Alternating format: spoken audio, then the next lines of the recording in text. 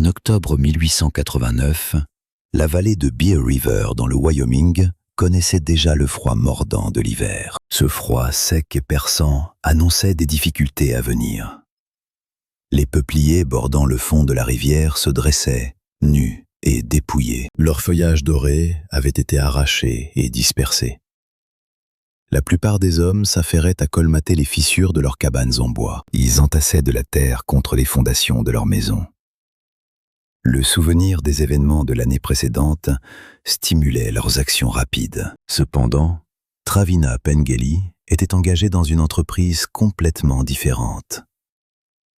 Il tentait de construire une habitation à partir d'un énorme cylindre métallique. Cet objet était une enveloppe de chaudière désaffectée, mesurant 12 pieds de diamètre et 20 pieds de long. Une équipe de 16 bœufs tirant avec effort l'avait transporté depuis la case de l'Union Pacific à Evanston. Actuellement, il reposait sur une basse fondation en pierre sur la propriété de Pengelly, un cylindre massif taché de rouille, ressemblant à un fragment de cuirassé coulé abandonné dans la garrigue. Pour les autres pionniers, cela représentait un affront à la rationalité.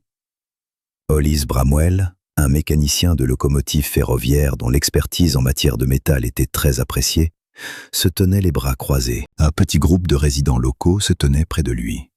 « Mais qu'est-ce que cet homme peut bien envisager, Jedediah ?» demanda-t-il. Il murmura à Jedediah Coombs, un éleveur de bétail connu pour sa cabane méticuleusement construite.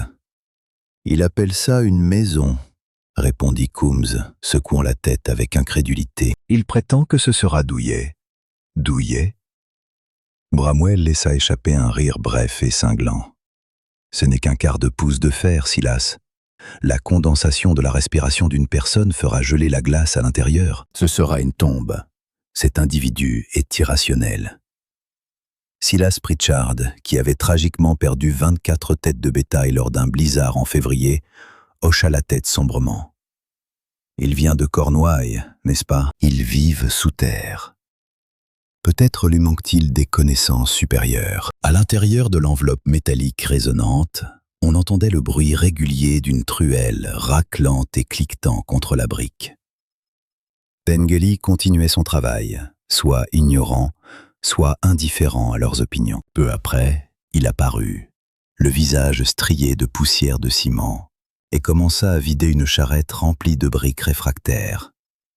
C'était un individu robuste, possédant les larges épaules et les avant-bras musclés caractéristiques de quelqu'un habitué à manipuler des outils lourds dans des espaces confinés tout au long de sa vie. Il offrit aux observateurs un hochement de tête rapide et impassible avant de reprendre sa tâche.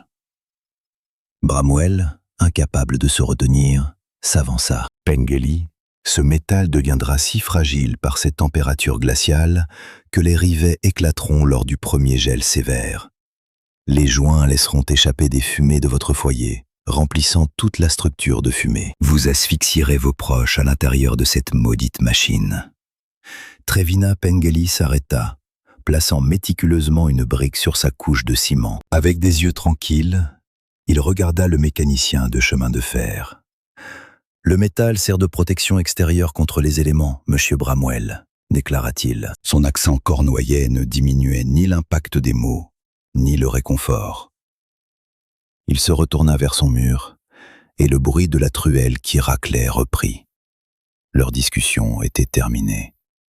Cependant, les railleries ne faisaient que commencer. Comment ce spécialiste des chaudières cornouaillées, un étranger aux mains calleuses et au comportement réservé, pouvait-il comprendre la réémission radiative d'une manière qu'un mécanicien de locomotive professionnel, expert en physique de la vapeur et de la pression, n'avait pas réussi à saisir? Quel mystère était contenu dans la géométrie simple et parfaite d'une courbe? Avant que nous ne plongions dans la façon dont ce mastodonte métallique a sauvé sa famille d'un hiver qui a vaincu d'autres individus plus avisés, veuillez prendre un moment pour vous abonner à cette chaîne. Je ne vais pas simplement raconter une histoire.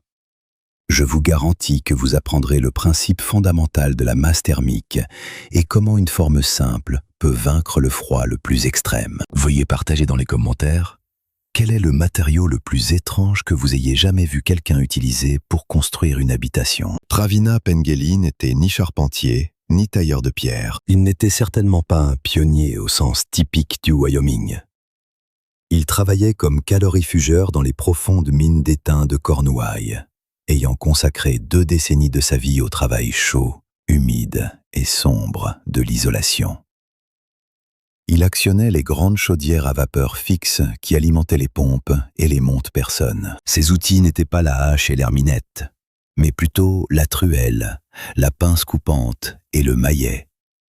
Ces matériaux de construction n'étaient pas des rondins et de la boue, mais de l'amiante, du plâtre, de la laine feutrée, des blocs de magnésie et de la tôle de fer. Toute sa profession était fondée sur un principe crucial: maintenir la chaleur précisément là où elle devait être. La fonction d'une chaudière était de générer de la vapeur, et chaque degré de température, qui se dissipait dans la roche environnante, représentait du charbon gaspillé, des efforts gaspillés et de l'argent gaspillé. Ses mains connaissaient intimement le langage de l'isolation, des connexions scellées et des couches non conductrices. Il avait voyagé jusqu'au Wyoming avec sa femme, Morwenna, et leurs 2 jeunes fils, Jago et Lowan, attirés par la promesse d'une terre et d'un air non souillé par la poussière de charbon et la terre humide. Ils arrivèrent avec suffisamment de fonds pour une concession de terre et une équipe d'animaux. Et comme tout le monde, ils érigèrent une cabane. C'était une structure robuste et respectable, fabriquée en pin tordu, méticuleusement scellée avec de la boue et de la mousse. Pourtant, durant leur premier hiver dans le Wyoming, elle faillit leur coûter la vie. Cet hiver leur donna une dure leçon sur un tout nouveau type de physique. Le froid n'était pas l'humidité passive d'un hiver cornouaillais, c'était une force active et agressive. Les tuyaux de poêle hurlaient sous un vent qui semblait descendre directement du cercle arctique. Il exerçait une pression physique contre les murs intérieurs, malgré un feu dans le poêle en fonte qui brûlait d'un rouge intense, sans interruption. Leurs bottes gèleraient aux planches du plancher, si elles étaient laissées dans un coin. Morwenna posait une marmite de soupe sur la table, à 6 pieds du poêle rugissant, dans l'intention de la faire refroidir. Une fine pellicule de glace se formait à sa surface, avant même qu'elle ne devienne tiède le matin. Les mèches des lanternes en laiton étaient rigides de kérosène gelé, et les flammes s'allumaient avec une grande réticence. Les rondins formant les murs de la cabane, malgré leur solidité apparente, servaient de conduit pour le froid. À l'intérieur, le givre s'accumulait sur les têtes de clous, formant des fleurs blanches et tristes qui marquaient chaque point où le monde extérieur entrait en contact avec leur refuge. Travina a épuisé toute sa réserve de bois pour l'hiver dès janvier, passant les 2 mois suivants à s'aventurer dans les collines balayées par le vent pour abattre du bois mort et le ramener. Son corps était endolori par un froid profond et glacial, tandis qu'il regardait ses fils, blottis sous des couvertures, leur visage tiré et pâle. Il remarqua l'appréhension silencieuse dans les yeux de Morwenna. Ce n'était pas vraiment vivre. Cela ressemblait à un siège qu'ils étaient en train de perdre. Il réalisa que le problème n'était pas le feu, car ils en avaient en abondance, mais plutôt la maison elle-même. La structure était une passoire thermique. L'échec de la cabane de pionnier typique n'était pas dû à une mauvaise exécution, mais plutôt à une déficience en dynamique thermique. Une bûche, quelle que soit son épaisseur, reste un isolant relativement médiocre. Une bûche de pin de 12 pouces offre une valeur R d'environ 15. En revanche, un mur moderne bien isolé atteint généralement une valeur R entre 19 et 25. Cependant, le véritable adversaire n'était pas le transfert de chaleur à travers le bois lui-même, mais plutôt l'infiltration d'air et les ponts thermiques. Chaque interstice dans le calfeutrage, chaque joint autour des cadres de portes et de fenêtres, agissait comme une plaie ouverte. Le vent féroce du Wyoming exploitait ces ouvertures, forçant l'air froid et dense à entrer et expulsant l'air chaud précieux vers l'extérieur. Cet échange d'air constant signifiait que le poêle ne chauffait pas un espace confiné. Il tentait de réchauffer toute la vallée de la Bear River. La chaleur qu'il générait montait au plafond et, suivant le chemin de moindre résistance, s'échappait directement par le toit et les murs. De plus, la construction même de la cabane allait à l'encontre de son objectif. Les clous et les pointes utilisés dans son assemblage, la pierre de la cheminée, toutes les charnières ou loquets métalliques, tout cela fonctionnait comme des ponts thermiques, des conduits directs pour que la chaleur s'échappe. Le givre qui se formait sur les têtes de clous servait de preuve tangible de ce phénomène. Chaque clou agissait comme un petit radiateur efficace, aspirant la chaleur de l'air intérieur et la transférant à la bûche gelée à l'extérieur. Pour les familles voisines comme les Pritchards, cette situation signifiait une vie perpétuellement liée au poêle. Leurs enfants, Martha et Samuel, restaient dans un petit rayon de chaleur, enveloppés dans des courtes pointes, tandis que les coins de leur cabane d'une seule pièce restaient constamment à ou en dessous de zéro. Ils consommaient corde après corde de bois, une ressource nécessitant un immense effort physique pour être acquise, seulement pour voir son énergie disparaître dans le vent. Le problème fondamental, comme Previno Pengjali l'avait compris de ses années dans les mines, était le rayonnement. Un poêle chaud émet de l'énergie thermique dans toutes les directions. Dans une cabane carrée, cette énergie frappe les murs plats et soit conduite à travers eux, soit réfléchie. Une grande partie de cette énergie est simplement perdue. Les murs eux-mêmes deviennent des surfaces froides qui, à leur tour, rayonnent du froid vers les occupants, les refroidissant même lorsque la température de l'air est par ailleurs raisonnable. La maison luttait contre le feu. C'était une lutte impossible et épuisante. Trevino réalisa qu'il ne pouvait pas gagner en faisant simplement un plus grand feu. Il devait construire une enceinte plus efficace. Le projet commença à la fin de l'été. Le défi initial impliquait le voyage à Evanston pour localiser la chaudière. Il avait entendu parler d'une casse où l'Union Pacific Railroad se débarrassait de son ancien équipement. Il passa 2 jours à traverser le chantier, enjambant des rails mis au rebut et des attelages cassés, jusqu'à ce qu'il le trouve enfin. C'était une énorme chaudière à tube de fumée provenant d'un ancien moteur fixe qui avait été mis hors service et vendu pour la ferraille. C'était absolument parfait. Il a payé au superviseur de la cour 35 $ pour l'enveloppe, une somme considérable qu'il avait accumulée en vendant du fourrage. Le transporter jusqu'à la vallée s'est avéré être une tâche monumentale, nécessitant l'aide de 2 voisins. Le paiement fut effectué avec du porc salé et une force collective de 16 bœufs. Ils le traînèrent à l'aide d'énormes traîneaux à billes. Le cylindre métallique émettait des gémissements et des cris alors qu'il traversait le sol inégal. Cet événement a déclenché les premiers murmures, les premières expressions de sympathie et d'inquiétude. Une fois arrivé sur sa propriété, Travina commença la construction principale. Lui, avec ses fils, défricha et aplanit une zone de terrain. Par la suite, une base ronde fut construite à partir de pierres plates de rivière, liées avec du mortier. Par-dessus, utilisant des leviers, des rouleaux et son énergie restante, il plaça soigneusement l'enveloppe. Elle reposait là, ressemblant à un œuf métallique inhabituel au milieu du vaste paysage. Ce qui suivit fut une phase qui laissa tout le monde perplexe. Il commença à construire une paroi supplémentaire à l'intérieur de la chaudière. Pour cela, il utilisa des centaines de briques réfractaires, également acquises auprès du chemin de fer, qui étaient des composants mis au rebut des foyers de locomotive. Avec grand soin, il érigea un mur circulaire de 6 pouces d'épaisseur, en s'assurant qu'un espace de 4 pouces restait entre la maçonnerie et l'intérieur de l'enveloppe en fer. Cette entreprise fut à la fois longue et ardue. Jago et Lowan l'aidèrent à préparer le mortier d'argile réfractaire, leurs petites mains recouvertes d'une fine poussière gris clair.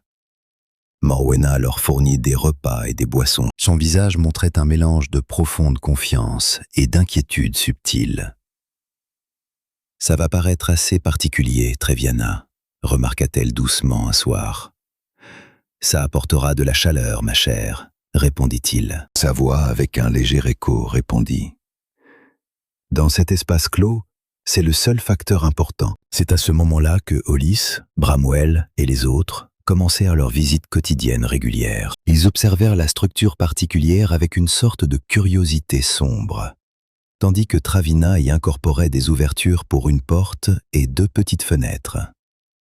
Bramwell déclara avec assurance que les rivets céderaient par temps froid. Avec l'expertise de quelqu'un qui entretient les machines les plus robustes de la région, il expliqua que les taux de dilatation et de contraction différents de l'enveloppe en fer et des rivets en acier feraient casser les fixations lorsque les températures chuteraient brusquement. Son raisonnement était solide et fondé sur des connaissances pratiques. Travina se contenta d'un hochement de tête. Sa seule réponse fut « Le fer ne subira pas le froid le plus rigoureux ». Une fois le mur intérieur en briques terminé, il se lança dans la tâche la plus génératrice de poussière. Il demanda à ses fils de transporter de nombreux seaux de sable fin et aride du bord de la rivière.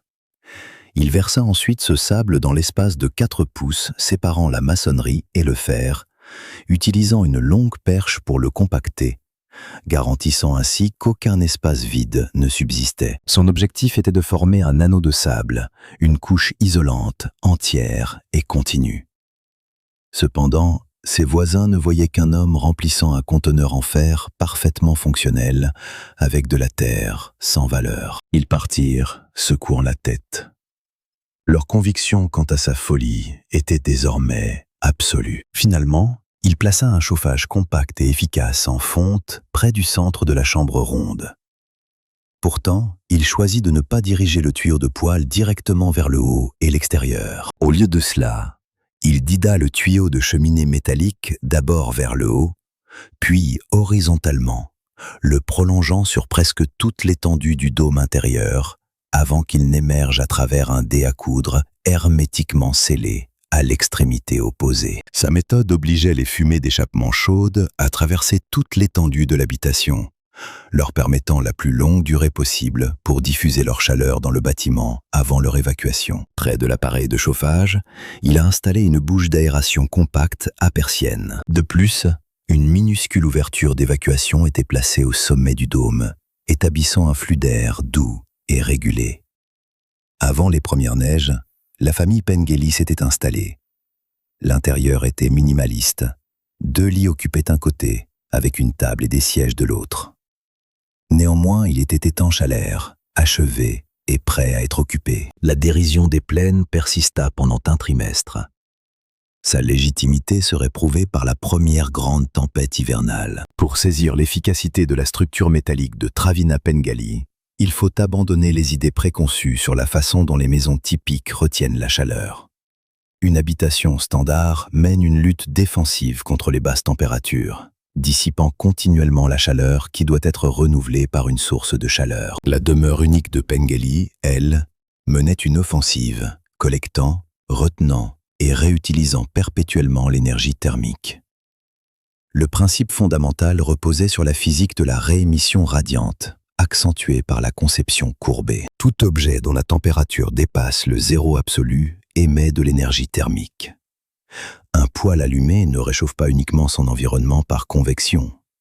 Il projette directement de l'énergie infrarouge, comme une source lumineuse dans un espace rectiligne. Cette énergie se propage jusqu'à ce qu'elle rencontre une surface plane.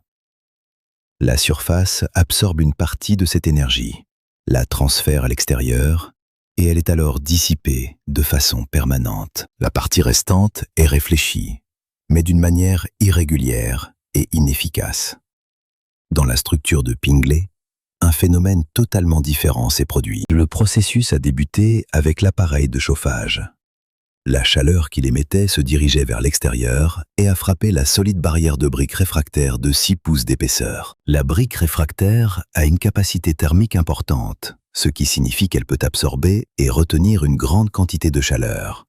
Elle chauffait progressivement, mais une fois chauffée, elle conservait cette énergie pendant une longue période. C'est alors que l'extraordinaire débuta.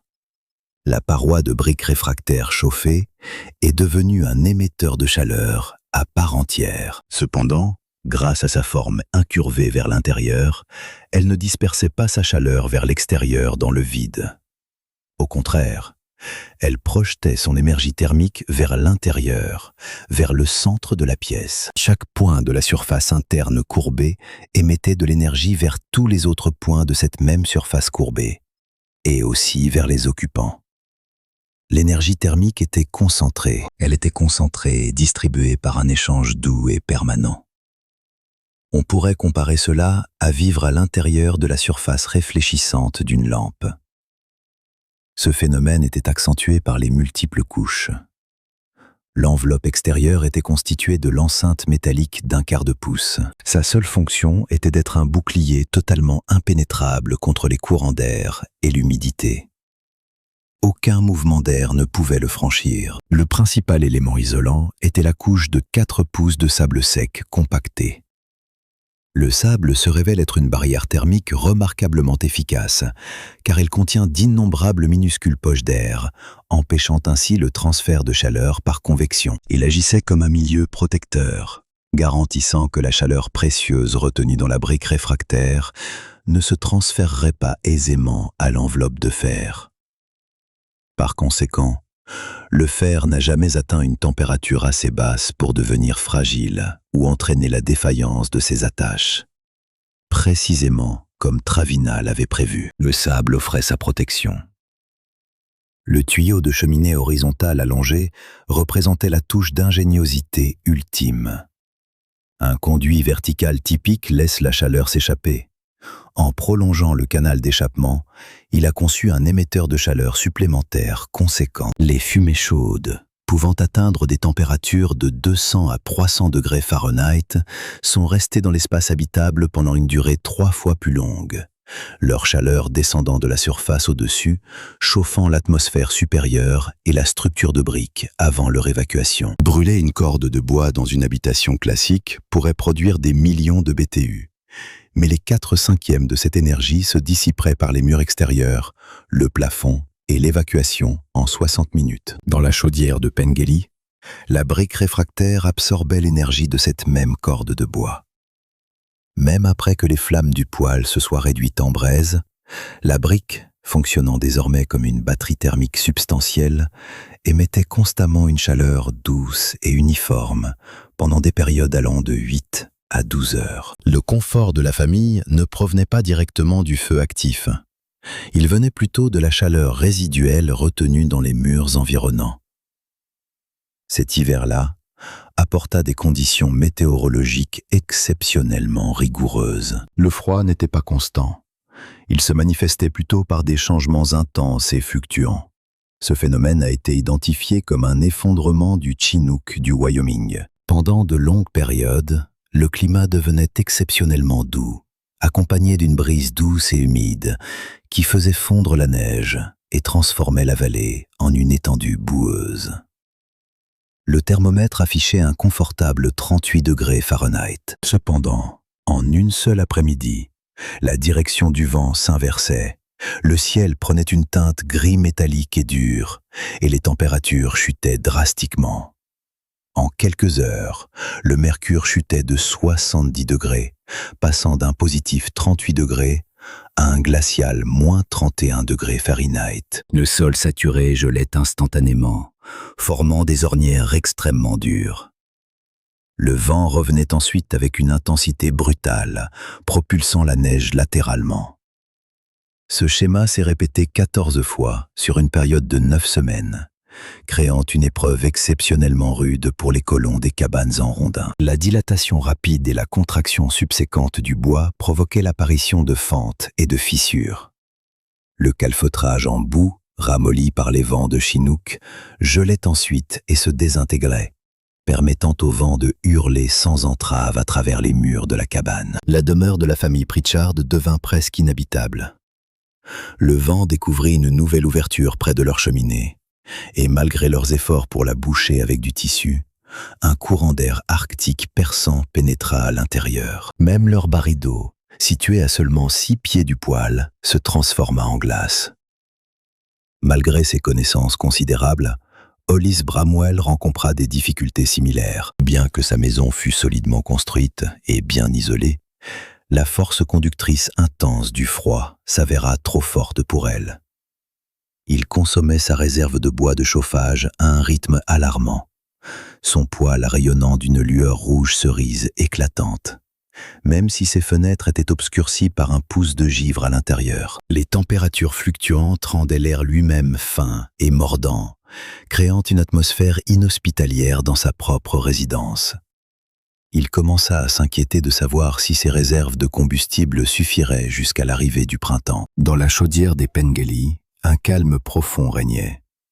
La tempête de 60 miles par heure qui faisait rage à l'extérieur n'était plus qu'un faible grondement étouffé. Le robuste revêtement en fer absorbait tout l'impact de la tempête. Pourtant, à l'intérieur, une bougie sur leur table ne vacillait presque pas. La température intérieure restait remarquablement stable. Tout au long de la journée, Travina maintenait un feu constant et modeste dans le poêle, permettant aux parois de briques réfractaires d'absorber la chaleur générée. Une fois le soir venu, il chargeait le poêle, amorçant la libération progressive et silencieuse de chaleur par les briques.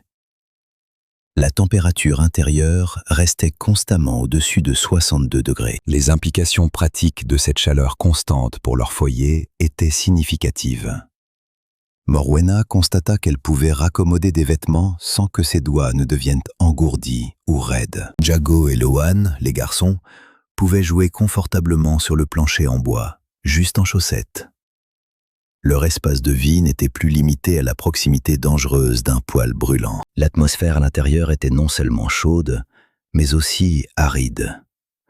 Le revêtement en fer, agissant comme une barrière anti-humidité idéale, empêchait efficacement le froid humide qui affligeait les autres habitations en rondins. Un soir particulier, alors que le vent hurlait violemment dehors, Morwenna fredonnait une mélodie cornouaillèse en aplatissant de la pâte pour un pastis sur la surface en bois.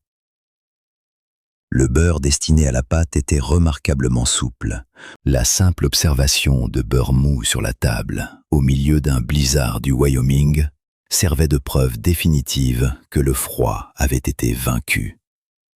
Il ne faisait plus seulement endurer, il prospérait vraiment. La confirmation arriva le jour le plus glacial de l'année. Au fond de la vallée, le mercure était tombé à moins 35 degrés Fahrenheit et l'air était si immobile et épais que respirer était douloureux. Plus haut sur le versant, où les voies ferrées de l'Union Pacific traversaient la crête, Hollis Bramwell était confronté à un dilemme. Le froid intense avait révélé un défaut dans la chaudière de sa locomotive. Sous la contrainte de la différence de pression et de température, un tube à fumée avait éclaté dans une explosion assourdissante. Un torrent de vapeur et d'eau bouillante s'engouffra dans le foyer, éteignant les flammes et immobilisant la locomotive. Le train, un court trajet de marchandises, fut immobilisé. Aucune autre option ne se présenta. Bramwell devait atteindre le village voisin pour organiser une équipe de réparation et utiliser l'atelier du forgeron. Il s'enveloppa dans tous les vêtements qu'il possédait et commença la descente de 3 miles le long de la pente. Le froid était d'une rigueur stupéfiante. Il avait l'impression qu'un poids physique oppressant lui coupait le souffle. Le métal des rails se contractait, produisant des craquements secs, semblables à des coups de pistolet.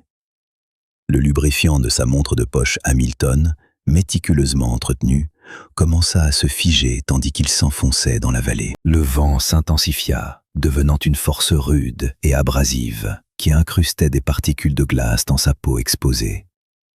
Il remonta son écharpe pour couvrir son visage, ses expirations se transformant immédiatement en glace sur le tissu de laine. Il traversa un paysage rempli de sons, le vent hurlant, le bruit sec de ses bottes sur la neige fragile et le battement rapide de son propre pouls. Par la suite, en approchant de la propriété Pengelly, un événement inhabituel se produisit. Le bruit du vent dans ses oreilles diminua, puis disparut presque. Il leva les yeux, remarquant l'arche étrangement rouille du bâtiment de la chaudière. Il se tenait à l'abri de celui-ci. Pourtant, l'effet était plus significatif. Une zone de profonde tranquillité s'étendait sur 20 pieds à partir de l'édifice. Il s'avança vers la simple porte en bois, pénétrant dans une poche de silence. La tempête continuait de rugir au-dessus de lui, mais à cette hauteur, l'atmosphère restait immobile. Il comprit la nécessité de se réchauffer, même brièvement. Il possédait une grande fierté, mais un tel trait offrait peu de défense contre ce froid intense. Il frappa à la porte. Peu de temps après, elle s'ouvrit. Travina Pingelli apparut, sa silhouette se découpant sur une douce lueur invitante. Bramwell se prépara à l'éruption d'air glacial et chargé de fumée qu'il anticipait de l'intérieur de toute habitation, une conséquence courante de l'ouverture d'une porte dans de telles conditions. Il s'attendait à rencontrer le froid. Cependant, une douce et silencieuse vague de chaleur pure l'enveloppa, si profonde et imprévue qu'elle lui fit inspirer brusquement. Ce n'était pas la chaleur intense et aride d'un chauffage conventionnel, mais plutôt une chaleur lumineuse et enveloppante qui semblait émaner de toutes parts simultanément. Il entra. L'atmosphère était calme. Le silence régnait. Un subtil arôme de pain fraîchement cuit et de laine immaculée flottait. Au sol, 2 jeunes garçons assemblaient un puzzle en bois miniature. Il observa le poêle. Il était à peine actif. Un doux feu couvait à l'intérieur. Les petites vitres étaient entièrement dépourvues de glace. Avec des doigts engourdis, il fouilla maladroitement dans son manteau et en sortit sa montre. Il la tint dans sa main. Le lubrifiant dense et solidifié avait presque arrêté son mécanisme interne. La trotteuse peinait visiblement, se déplaçant par à-coups irréguliers. Il la maintint au centre de la pièce. Il observa captivé comment la chaleur ambiante commençait à imprégner son boîtier métallique. Après 1 minute, la trotteuse frémit légèrement, puis reprit son mouvement, avançant avec fluidité, traversant gracieusement le cadran dans une rotation continue et parfaite. La preuve était irréfutable. L'huile de sa montre, qui s'était solidifiée et rendue inefficace sur une locomotive puissante, se déplaçait maintenant sans entrave à l'intérieur du modeste boîtier de fer qu'il tenait. Il tourna ensuite son regard vers Travina, dont les traits paraissaient pâles sous la lueur de la lanterne. Sa conviction absolue, son assurance professionnelle, s'était complètement effondrée. Il saisit enfin la vérité. « Travina, vous n'avez pas construit une maison », déclara Hollis Bramwell, sa voix empreinte d'une profonde admiration. « Vous avez façonné un poumon. Il se suffit à lui-même. » Hollis Bramwell devint le plus fervent soutien de Travina Pangli. Étant un homme ancré dans les principes scientifiques et mécaniques, ses récits de ce qu'il avait vu forçaient l'attention. Il s'abstint de l'attribuer à la sorcellerie. Au lieu de cela, il parla de thermodynamique. Il décrivit l'air immobile, la chaleur uniforme et la preuve irréfutable fournie par sa montre. Il informa Silas Pritchard que Pingley ne consommait que la moitié du combustible, tout en produisant le double de chaleur. À Jedediah Combs, il expliqua que les surfaces internes incurvées concentraient la chaleur, affirmant que c'était un concept d'ingénierie solide et non un acte de folie. La nouvelle du four cornouaillais se répandit dans toute la vallée durant ce printemps. Dès l'arrivée de la fonte des neiges, un flot de pionniers curieux se dirigea vers la propriété de Pengelly. Il accueillit chaque visiteur, répondant patiemment à leurs questions, sans jamais faire allusion à la dérision qu'il avait subie l'automne précédent. Il démontra les différentes couches, expliquant la fonction du sable, des briques réfractaires et de la cheminée allongée. Il partagea son expertise sans réserve. Le concept gagna du terrain au cours de cet été. Un nouveau schéma inhabituel attira l'attention du ferrailleur d'Evanston. Des individus de la vallée de la Bear River arrivaient. Ils ne cherchaient pas de tôle ou de rails de chemin de fer usagés, mais demandaient spécifiquement des carteurs d'anciennes chaudières. Abernathy, le revendeur astucieux, fit rapidement le lien. Il commença à réserver les meilleurs coques, les marquant de l'inscription « Travail Pengelly » sur leurs extérieurs et exigeant un prix plus élevé. En octobre 1896, d'autres familles de la vallée avaient érigé leur propre structure de chaudière. Alors que Travina Pangli fournissait personnellement des conseils pour leur assemblage, le paysage se parait progressivement des contours particuliers et élégants du métal réutilisé. Chacune d'elles servait de preuve d'un concept réussi. L'ingéniosité pionnière et simple d'un mécanicien de chaudière cornouaillais a préfiguré, près de 100 ans à l'avance, plusieurs des principes les plus sophistiqués de la science de la construction contemporaine. La notion d'une enceinte hautement isolée et hermétiquement scellée constitue la base fondamentale de la norme allemande de la maison passive, reconnue mondialement comme l'accréditation de performance énergétique la plus rigoureuse. L'emploi de substances internes substantielles pour absorber puis émettre de la chaleur constitue le principe central du chauffage par masse thermique, une technique actuellement mise en œuvre dans les résidences haut de gamme à économie d'énergie. Bien que dépourvu d'éducation formelle en architecture ou en physique, Trivena Pengeli avait instinctivement compris les aspects fondamentaux de la transmission de chaleur par rayonnement, construisant ainsi un refuge qui surpassait de nombreux édifices modernes. Sa création remettait subtilement en question les connaissances conventionnelles dominantes de son époque. Une rationalité profonde et gratifiante sous-tend toute l'entreprise. Un conteneur conçu pour la rétention de pression possédait intrinsèquement la capacité de retenir la chaleur. Le problème d'ingénierie restait identique, le confinement. Pendant de nombreuses décennies, ce boîtier métallique avait été fabriqué pour supporter la puissance expansive intense de la vapeur, mesurée en centaines de livres par pouce carré. Ses joints fixés, sa forme tubulaire et sa robustesse matérielle intrinsèque étaient tous perfectionnés pour empêcher la perte d'énergie. Trivena Pengeli a simplement perçu que la douce énergie radiante émanant d'un modeste poêle à bois obéissait au même principe physique. Il n'a pas conçu un concept entièrement nouveau. Au lieu de cela, il a simplement observé un objet existant et en a discerné l'essence inhérente. La frontière ne privilégiait pas la tradition. Au lieu de cela, elle valorisait ce qui s'avérait efficace. Une conception initialement pensée pour exploiter la puissance qui animait le monde industriel a été adaptée pour apporter la chaleur simple et précieuse au sein du foyer familial. Si vous avez trouvé ce récit d'ingéniosité aussi captivant que moi, veuillez aimer cette vidéo et vous abonner pour plus de récits d'histoires oubliées et d'aperçus pratiques. J'aimerais aussi que vous partagiez dans les commentaires quelle technologie contemporaine, selon vous, est mal utilisée, attendant simplement que quelqu'un reconnaisse son véritable potentiel. Merci d'avoir regardé. Le contenu présenté dans cette vidéo est destiné uniquement à des fins éducatives et narratives. Les événements, personnages et noms dépeints ont été romancés pour l'impact narratif, bien que les fondements techniques et le contexte historique soient ancrés dans des pratiques réelles. Les méthodes de construction détaillées sont historiques et peuvent ne pas être conformes au code du bâtiment ou aux normes de sécurité actuelles. Toute mise en œuvre de ces principes doit être réalisée sous la supervision d'experts et en pleine conformité avec toutes les lois et réglementations en vigueur. Cette vidéo n'offre pas de conseils professionnels, techniques ou juridiques.